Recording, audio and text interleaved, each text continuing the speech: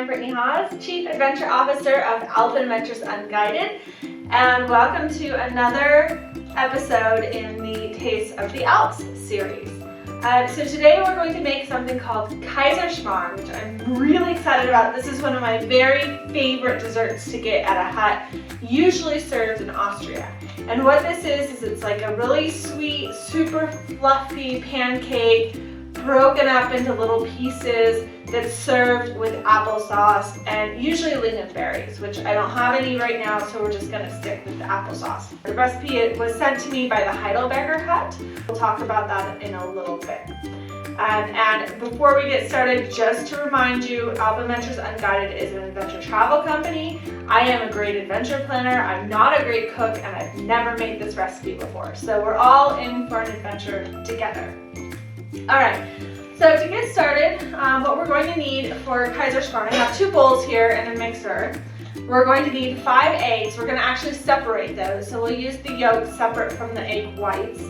And then we're going to need 40 grams of powdered sugar.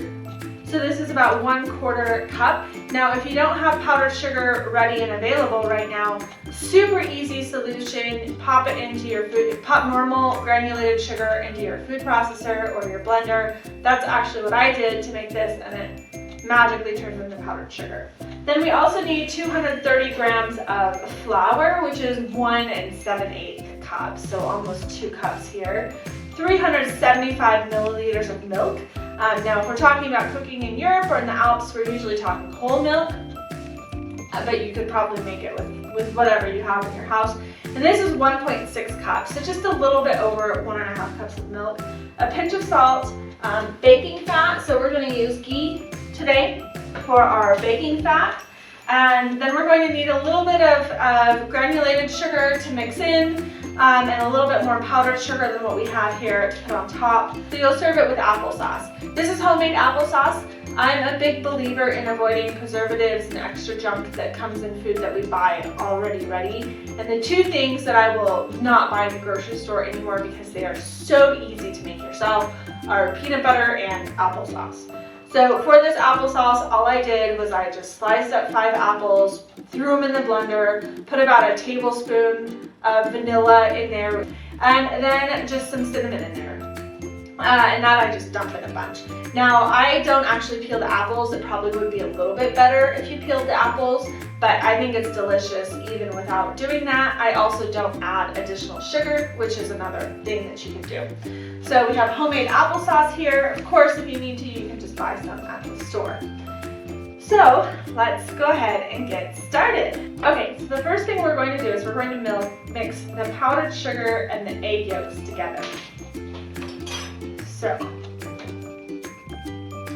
let me try to rescue all of these egg yolks out of the egg whites without causing any major catastrophes here.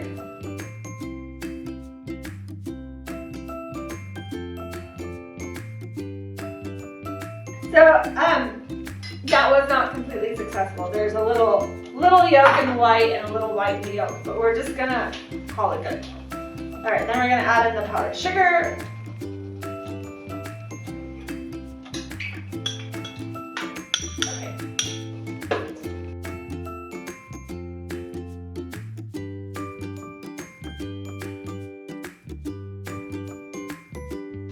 So the recipe says to mix until it's nice and foamy.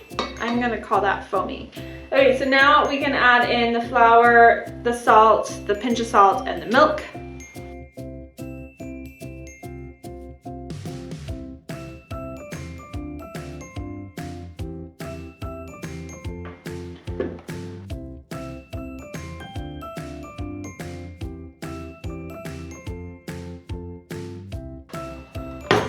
Okay, so now we're supposed to take the remaining egg whites from the 5 eggs and we're supposed to make snow by mixing it. I have no idea what that means, but I think we're going to hopefully figure it out.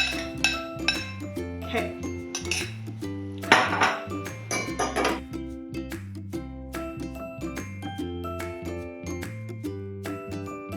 I guess that looks like snow. Now we know what it's supposed to be.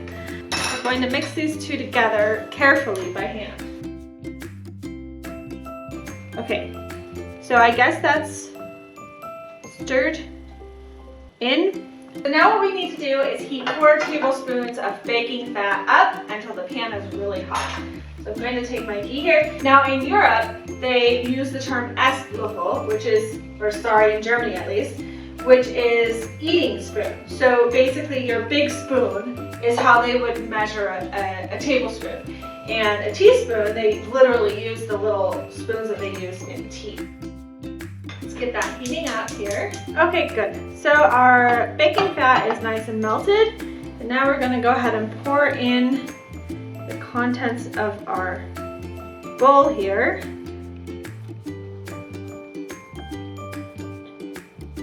So while that's cooking, let's go ahead and talk a little bit about the Heidelberger Hut. Now the Heidelberger Hut is actually part of the German Alpine Club and the section in Heidelberg, Germany, hence the name Heidelberger Hütte. Now the hut is actually located in Switzerland out of Graubünden. We have this hut located on our Culinary Delight hut hiking tour, which I'll talk about in a little bit. But most of that tour goes through Austria, but this hut is the one where you pop over the border into Switzerland and then you pop back over into Austria the next day. Now the Heidelberger Hut has something for everybody. So of course they're along one of our great hut-to-hut hiking tours. It's also a great destination for ski touring. They're open in the winter, so you can go in there and you have several peaks that you can ski from the hut. There's also amazing rock climbing right next to the hut. Maybe a 3-minute walk, there's this boulder, beautiful tall boulder that you could do rock climbing on, and then walk 2 minutes into the hut for your lunch break and walk back out. So that's definitely a highlight of the hut. And there's a lot of mountain biking also in the area as well. So something for everybody at this hut. We absolutely love the Heidelberger Hut. It's beautiful, it's comfortable, and they participate in a very special culinary program, which our entire hut-to-hut hike, Culinary Delight hut-to-hut hike is based on.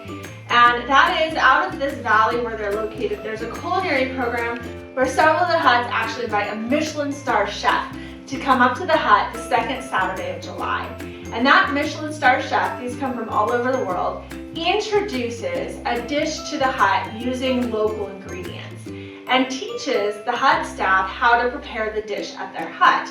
So this dish remains on the menu. The Michelin star chef is only there for 1 day, but the dish remains on the menu for the entire rest of the season. As part of this culinary program, all of the huts that participate also have some really special local cheeses and local sausages and other local specialties. It's an exclusive tour offered by us where we've connected the huts that participate in this program to make a multi-day hut hiking tour.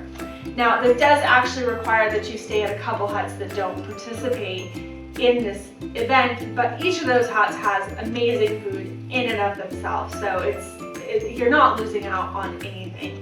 So that's the Heidelberger Hut, and we're so grateful for the recipe. So let's see how this progresses here. Okay, so we're eventually going to need to flip the pancake here, and that's going to happen when it's golden brown on the bottom side. So I would say it's golden, so you have to kind of keep an eye out for it. And when we flip it, what we're actually going to do is we're going to cut it in quarters and then flip each quarter individually. Okay, I would say this is ready to flip over. It's golden brown. Looks like on the other side. You'll see the other side in a minute. So we're gonna cut this into quarters. I don't know how this is gonna go. Never done this before. So let's just be open-minded about what's gonna happen here.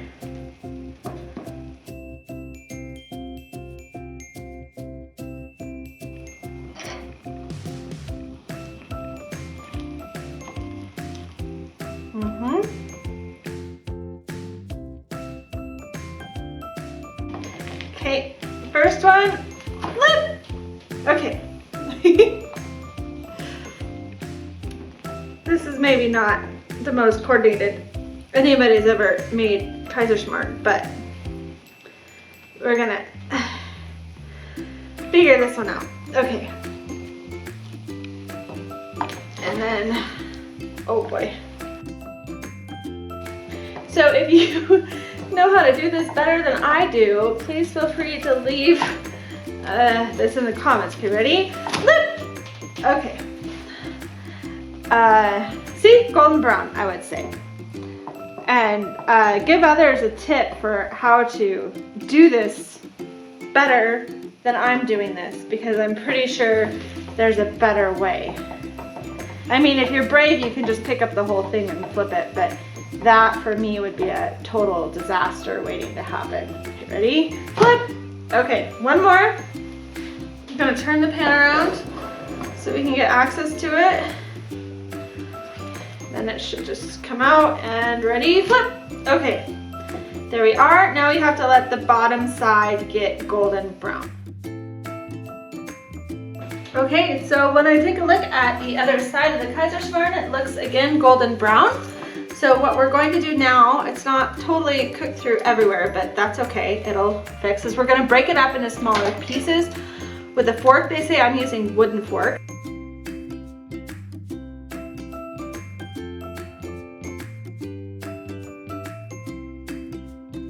Okay, so let's just let that cook a little bit more.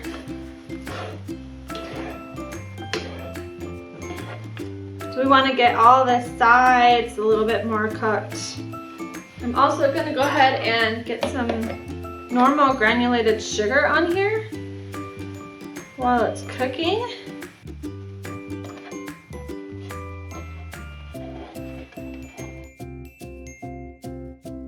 Okay, so I would say that this is done.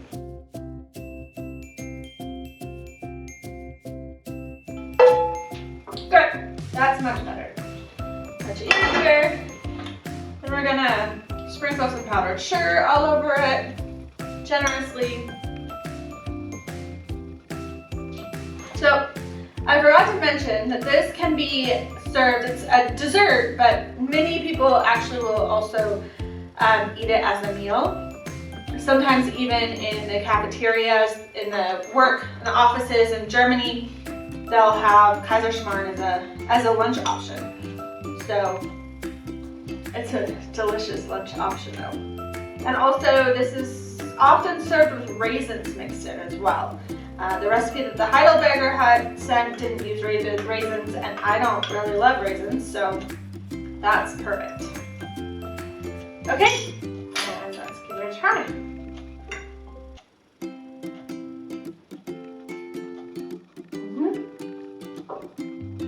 That is so yummy.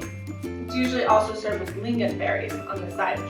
So thank you so much for joining this session of A Taste of the Alps, where we made Kaiserschmarrn together from the Heidelberger Hut. Vielen Dank an die Heidelberger Hütte für diese tolle Gericht. And with that, I'm going to go ahead and end this video and enjoy this. Definitely make sure that you subscribe to our YouTube channel so that you can see the rest of the videos that we have coming out in the A Taste of the Alps cooking series. Thanks so much for joining.